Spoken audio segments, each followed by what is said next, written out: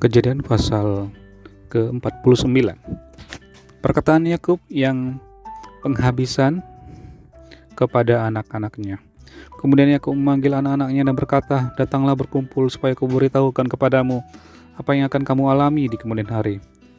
Perhimpunlah kamu dan dengarlah, ya anak-anak Yakub, dengarlah kepada Israel ayahmu. Ruben, engkaulah anak sulungku, kekuatanku dan permulaan kegagahanku. Engkaulah yang terutama dalam keluhuran, yang terutama dalam kesanggupan. Engkau yang membual sebagai air, tidak lagi engkau yang terutama, sebab engkau telah menaiki tempat tidur ayahmu. Waktu itu engkau telah melanggar kesuciannya. Dia telah menaiki petiduranku." Simeon dan Lewi bersaudara, senjata mereka ialah alat kekerasan. Janganlah kiranya jiwaku turut dalam permupakatan mereka, janganlah kiranya rohku bersatu dengan perkumpulan mereka. Sebab dalam kemarahannya mereka telah membunuh orang, dan dalam keangkarannya mereka telah memotong urat keting lembu. Terkutuklah kemarahan mereka, sebab amarahnya keras. Terkutuklah keberangan mereka, sebab berangnya bengis. Aku akan membagi-bagikan mereka di antara anak-anak Yakub dan menyerahkan mereka di antara anak-anak Israel. Yehuda, engkau akan dipuji oleh saudaramu, tanganmu akan menekan tengkuk musuhmu, kepadamu akan sujud anak-anak ayahmu. Yehuda adalah seperti anak singa. Setelah menerkam engkau naik ke suatu tempat yang tinggi, hai anakku. Ia meniarap dan berbaring seperti singa jantan atau seperti singa betina. Siapakah yang berani membangunkannya? Tongkat kerajaan tidak akan beranjak dari Yehuda, ataupun lambang pemerintahan dari antara kakinya, sampai dia datang yang berhak atasnya. Maka kepadanya akan takluk bangsa-bangsa. Ia akan menambatkan keledainya pada pohon anggur, dan anak keledainya pada pohon anggur pilihan. Ia akan mencuci pakaiannya dengan anggur, dan bajunya dengan darah buah anggur. Matanya akan merah karena anggur, dan giginya akan putih karena susu. Zebulon akan diam di tepi pantai laut. Ia akan menjadi pangkalan kapal, dan batasnya akan bersisi dengan Sidon. Isakar adalah seperti keledai yang kuat tulangnya, yang meniarap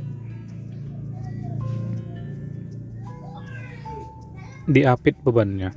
Ketika dilihatnya bahwa perhentian itu baik dan negeri itu permai, maka disendengkannyalah bahunya untuk memikul, lalu menjadi budak Rodi. Adapun Dan, ia akan mengadili bangsanya sebagai salah satu suku Israel. Semoga Dan menjadi seperti ular di jalan, seperti ular beludak di denai yang memagut tumit kuda, sehingga penunggangnya jatuh ke belakang. Aku menanti-nantikan keselamatan yang daripadamu, ya Tuhan. Gad, ia akan diserang oleh gerombolan, tetapi ia akan menyerang tumit mereka. Asyer, makanannya akan limpah mewah, dan ia akan memberikan santapan raja-raja. Naftali adalah seperti rusa betina yang terlepas. Ia akan melahirkan anak-anak indah. Yusuf adalah seperti pohon buah-buahan yang muda. Pohon buah-buahan yang muda pada mata air. Dahan-dahannya naik mengatasi tembok. Walaupun pemanah-pemanah telah mengusiknya, memanahnya dan menyerbunya, namun panahnya tetap kokoh, dan lengan tangannya tinggal liat oleh pertolongan yang maha kuat pelindung Yakub, oleh sebab gembalanya gunung batu Israel, oleh Allah ayahmu yang akan menolong engkau, dan oleh Allah yang maha kuasa yang akan berkati engkau dengan berkat dari langit di atas, dengan berkat samudera raya yang letaknya di bawah, dengan berkat buah dada dan kandungan. Berkat ayahmu melebihi berkat gunung-gunung yang sejak dahulu, yakni yang paling sedap di bukit-bukit yang berabad-abad. Semuanya itu akan turun ke atas kepala Yusuf, ke atas batu kepala orang yang teristimewa di antara saudara-saudaranya. Benyamin adalah seperti serigala yang menerkam. Pada waktu pagi ia akan makan mangsanya, dan pada waktu petang ia membagi-bagi rampasannya.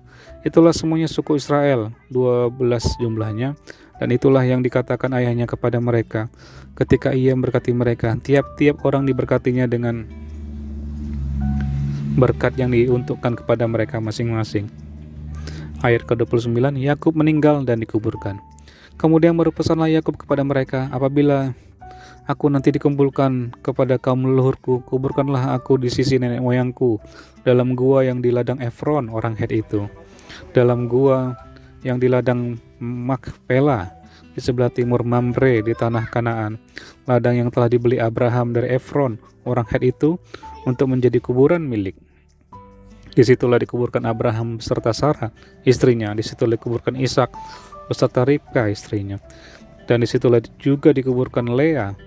Ladang dengan gua yang ada di sana telah dibeli dari orang Het.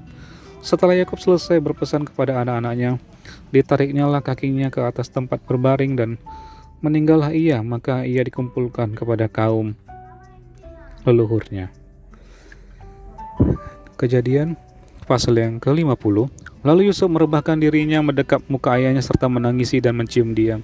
Dan Yusuf memerintahkan kepada tabib-tabib, yaitu hamba-hambanya, untuk merempah-rempahi mayat ayahnya. Maka tabib-tabib itu merempah-rempahi mayat Israel. Hal itu memerlukan 40 hari lamanya, sebab demikianlah lamanya waktu ini diperlukan untuk merempah-rempahi, dan orang Mesir menangisi dia 70 hari lamanya. Setelah lewat hari-hari penangisan itu, berkata Yusuf kepada seistri istana Firaun, "Jika kiranya aku mendapat kasihmu, katakanlah kepada Firaun bahwa ayahku telah menyuruh aku bersumpah," katanya, "tidak lama lagi aku akan mati dalam kuburku yang telah kugali tanah Kanaan. Disitulah kau kuburkan aku. Oleh sebab itu izinkanlah aku pergi ke sana supaya aku menguburkan ayahku, kemudian aku akan kembali." Lalu berkata Firaun, "Pergilah ke sana dan kuburkanlah ayahmu itu seperti yang telah disuruhnya engkau bersumpah." Lalu berjalanlah Yusuf ke sana untuk menguburkan ayahnya, dan bersama-sama dengan dia berjalanlah semua pegawai Firaun, para tua-tua dari istananya, dan semua tua-tua dari tanah Mesir, serta seisi rumah Yusuf juga, saudara-saudaranya dan seisi rumah ayahnya. Hanya anak-anaknya serta kambing domba dan lembu sapinya ditinggalkan mereka di tanah Goshen. Baik kereta maupun orang-orang berkuda turut pergi ke sana bersama-sama dengan dia, sehingga iring-iringan itu sangat besar. Setelah mereka sampai ke Goren Hatat yang di seberang sungai Yordan, maka mereka mengadakan di situ ratapan yang sangat sedih dan riuh, dan Yusuf mengadakan perkabungan 7 hari lamanya karena ayahnya itu. Ketika penduduk negeri itu, orang-orang Kanaan, melihat perkabungan di Goren Hatat itu, berkatalah mereka, "Inilah perkabungan orang Mesir yang amat riuh." Itulah sebabnya tempat itu dinamai Abel Mizraim, yang letaknya di seberang Yordan. Anak-anak Yakub melakukan kepadanya seperti yang dipesankannya kepada mereka.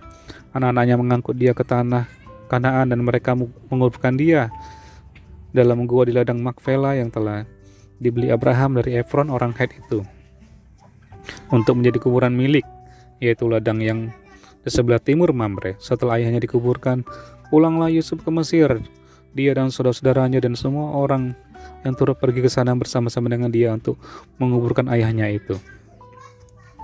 Ayat ke-15, Yusuf menghiburkan hati saudara-saudaranya.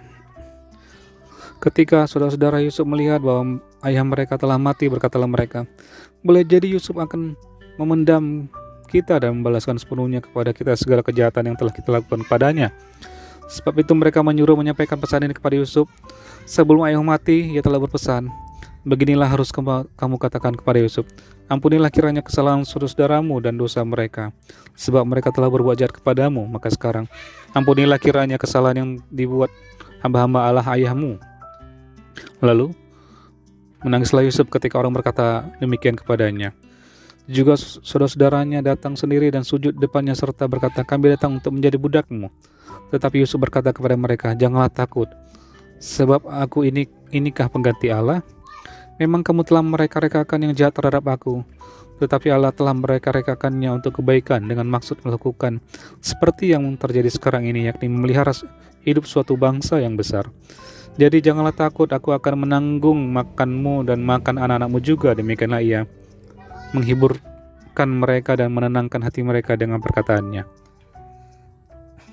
Ayat ke-22, Yusuf meninggal.